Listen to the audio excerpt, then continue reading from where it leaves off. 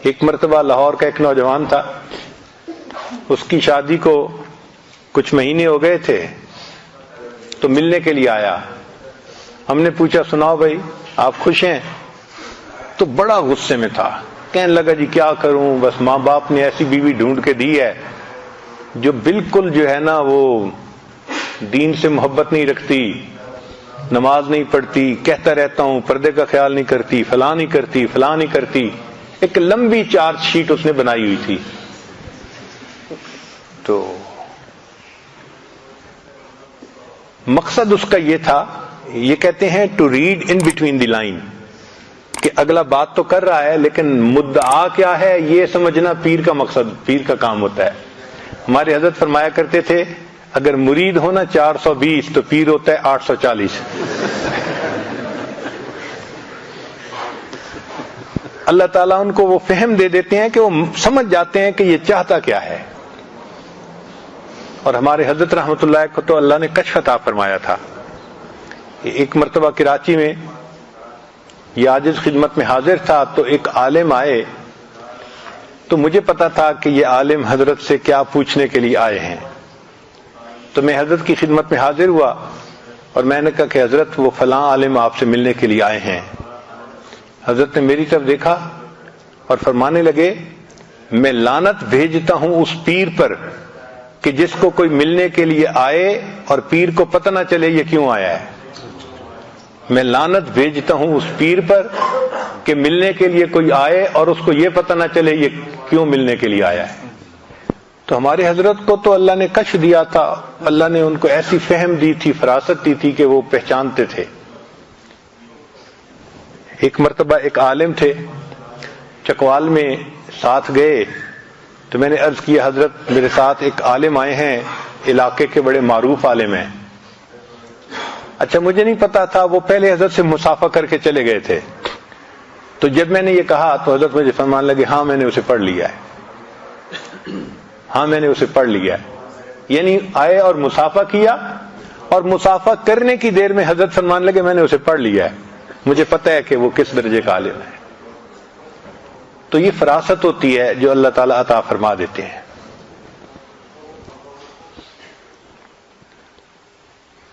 اب اس نوجوان نے آ کے نا جب لمبی چارج شیٹ بیان کی تو مجھے سمجھ لگ گئی کہ یہ کہنا کیا چاہتا ہے. وہ اصل میں مجھ سے NOC مانگ رہا تھا کہ حضرت جی کہہ دیں کہ تم اس کی طبیعت ذرا ٹھیک کرو تو میں بیوی کو جو ہے ذرا ٹھیک کر دوں گا.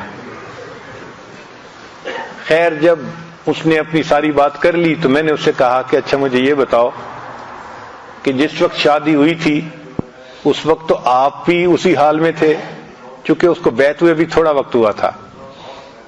شادی کے وقت جیسا لڑکا تھا ویسی لڑکی ماں باپ نے ڈھونڈی تھی. کہنے لگے جی ہاں اس وقت تو میری بھی حالت وہی تھی. میں نے کہا پھر آپ کیسے بدلے؟ کہ جی میں نے آپ کے بیانات سنے، پھر میں نے بیعت کر لی اور میری زندگی بالکل بدل گئی. میں نے کہا کیا یہ موقع آپ کی بیوی کو بھی ملا؟ کہنے لگا نہیں. میں نے کہا کسی مجلس میں اس کو بیان سنوایا؟ کہنے لگے نہیں. میں نے کہا جب تک وہ یہ بیان نہیں سنے گی تو زندگی کیسے بدلے گی؟ یہ تو قصور اس کا نہیں ہے، یہ تو قصور آپ کا ہے جس نے موقع ہی نہیں دیا. تو تھوڑا سا نا وہ سلو ہو گیا کہ بھئی میں جس شد و مد کے ساتھ آیا تھا نا یہاں یہ سلسلہ نہیں چلے گا. اچھا خیر میں نے پھر اس کے بعد اس سے ویسے باتیں کی، جنرل باتیں جو ہوتی ہیں نوکری کے بارے میں ادھر ادھر کی. اور پھر اس کے بعد اس کو رخصت کرتے ہوئے میں نے کہا کہ آپ ایسا کریں کہ جب جائیں نا تو جاتے ہوئے راستے سے مٹھائی کا ایک ڈبہ لے لیں. اس نے پوچھا جی؟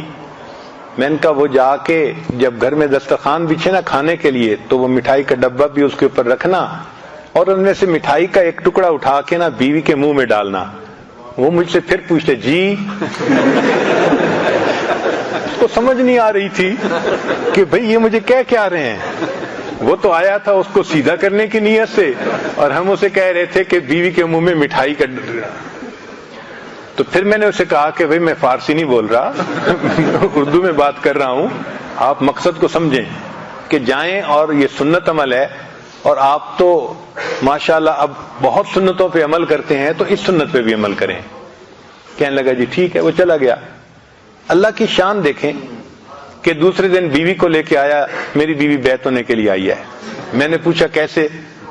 کہنے لگا میں گھر گیا، مٹھائی کا ڈبہ دسترخوان پہ رکھوایا تو بیوی خاموشی سے دیکھتی رہی کہ یہ ہو کیا رہا ہے۔